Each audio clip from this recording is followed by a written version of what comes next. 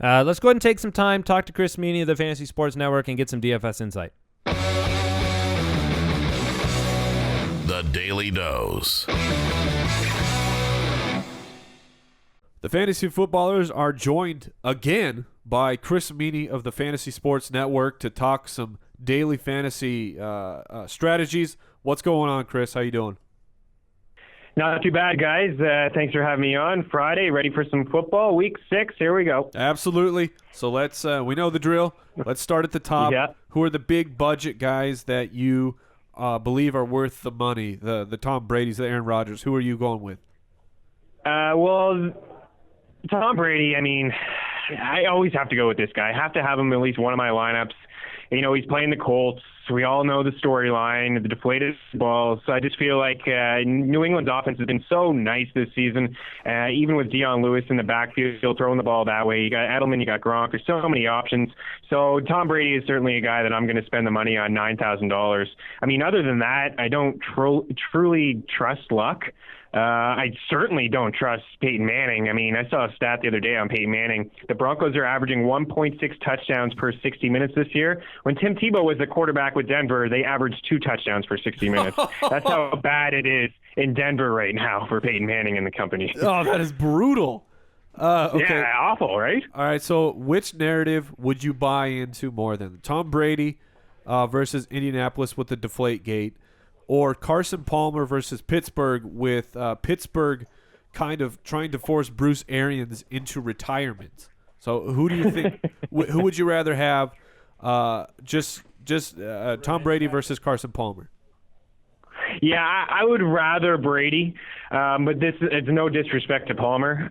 He's been really, really good. $8,000 is a nice price where you're going to save $1,000. But again, it's Tom Brady. I just think this guy has a definite chip on his shoulder. He's out there to prove things. And listen, if they're up by 30 points in this game, I just don't even think they let up. I think they just go all out. So it's Brady for me. For wide receivers, I'm a little bit worried about Beckham. You're going to start on a contest that starts at Sunday, and your lineup's lock. So if for whatever reason Beckham is not playing on Monday, that's obviously too bad. He's $9,100. So I'm staying away from Beckham. I don't like Antonio Brown. I'm paying up for DeAndre Hopkins. This guy has 70-plus targets.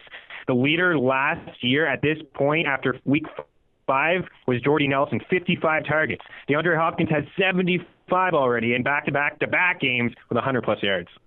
Those are ridiculous numbers with his targets. So let's talk about let's talk some running backs. Which are any of the big guys in your lineups for sure this week? You know what? I'm going out. I think this is the week for DeMarco Murray. I actually do. $7,600. Obviously, you got your AP, your Le'Veon Bell, your Forte. I like all of them. I'm staying away from Lynch. I'm staying away from Forsett. I don't truly trust Arian Foster just yet, but I'm sure I'm going to have him in at least one of my lineups. I'm also staying away from Eddie Lacy. Those are the top price backs this week. I'm seeing Starks get more and more play. I think Eddie Lacy is just a little bit banged up. Dion Lewis is a fantastic price at 7-2. He's been a top 5-6 quarterback each week that he's played. He's just consistent. I think DeMarco Murray gets it done this week. You know what? The Giants have been pretty good against the run, but they allowed Dunbar to get 70 yards on them. Randall, 42 yards in the air, mind you. Freeman, 34 yards in the air. Thompson, 57 yards in the air. And then Carlos Williams, 30-plus yards in the air. Right now, DeMarco Murray has at least 4 catches in 3 of the 4 weeks he's played. He's on pace to break the 57 receptions and 416 yards he had through the air last year. I know he only has 18 grabs and 113, but I just think this is a high-scoring affair. I'm comfortable rolling out Sam Bradford at 7-7, who's been a lot better in the last 6 quarters that he's played. He's racked up over 600 yards, 5 TDs over the last 6 quarters, 46-plus FanDuel points over the last 2 games, the 5 TDs and 600 yards, as I mentioned. Also throwing the ball 73 times. So I think that Bradford connects with Murray a few times through the air, and the over-under is 50 points in that game. So I just expect a lot of points. So I'm rolling with Murray this week. I think he's going to have the good game. I've been wrong before about the Eagles, but I'm going that way. That sounds good. I think DeMarco Murray is actually Andy's start of the week. Is that correct, Andy? That is correct. Yeah, so I like that. Nice. We're in sync with that one. Let's talk some value plays. Who are the mid to lower price guys that you like this week? There are a few.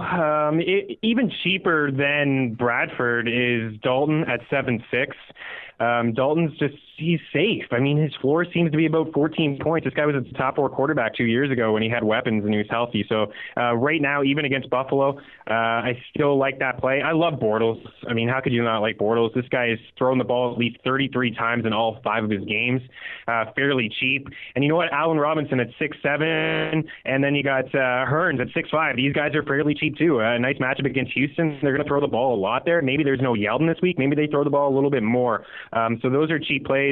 I think Charkandrick West is at 6'2". Not really sure what to expect from this guy. People say he's Jamal Charles-like, but the bottom line is Andy Reid's been able to utilize backfields. I mean, Niall Davis a couple of years ago was the stud when Charles went down. Even before LaShawn McCoy was LaShawn McCoy, when Westbrook went down in the Philadelphia days, he was able to make LaShawn McCoy a valuable option too. So at West at 6'2", I think he's almost a must-play in a couple of your leagues. You want to go really, really cheap. Dwayne Harris is really interesting, 5'3" against the Eagles. 14 targets over his last 2 games, 8 targets, 6 catches last week against San Fran. He got a lot of play in the fourth quarter when Ruben Randle was out and Odell Beckham Jr. was out. So Harris is really, really interesting. And I still like Kamar Aiken, even if Steve Smith Sr. plays. $6,000 against San Fran, a weak secondary, 9 targets, 4 catches, 78 yards. He's got 16 targets over his last 2 games. So those are a couple of cheap plays.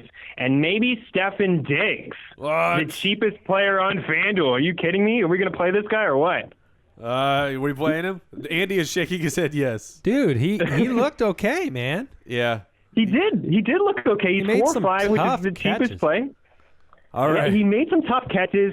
Charles Johnson's not around there. 10 targets, 6 catches, 87 yards. The matchup is okay. I don't mind it. We've talked about Kansas City struggling against wide receivers. Up until last week, they had given up at least 2 touchdowns to a wide receiver in every single game. So he might be a cheap contrarian play at 4-5 that maybe hopefully we can return some value there.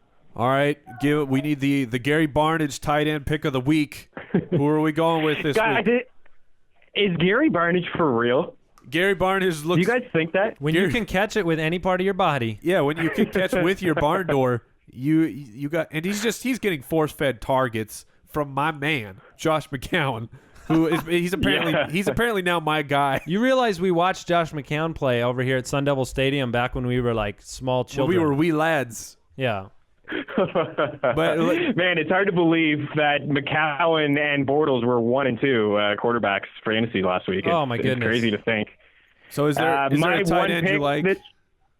Barnidge does seem legit, which is crazy to think. But he's not my play this week. I think if I'm going with a cheap play, it's Stefan Diggs. I really do. I think at 4-5 against Kansas City, I think that's a nice play. And maybe an under-the-radar guy, I'm going back to Philly here. It's Josh Huff at 5-3 against the Giants. You know what? That Eagles offense, I really do think it's starting to come together a little bit with Bradford. A lot of talk this week about, Chip Kelly really liking Josh Huff and how he can make things happen. Now, we saw the Saints defenders run into each other, and he was able to get that touchdown last week. But I think there's some injuries with Nelson Aguilar. He hasn't really been a factor. Jordan Matthews has lost that trust with Bradford right now. The other way around, Bradford seems to have lost that trust with Jordan Matthews. I saw a lot of tape where Jordan Matthews was wide open on a lot of plays, not even looking his way because a couple of the drops. He's been dropping a lot of balls. So I think Josh Huff could be a sneaky play at 5-3. Again, the over-under is 50 points. I think Philly puts up some points in that game. All right. And thank you, as always, Chris Meaney from the Fantasy Sports Network, and we will talk to you next week, my friend. Take it easy. Thanks a lot, guys, for having me. Enjoy the football. We'll chat next week.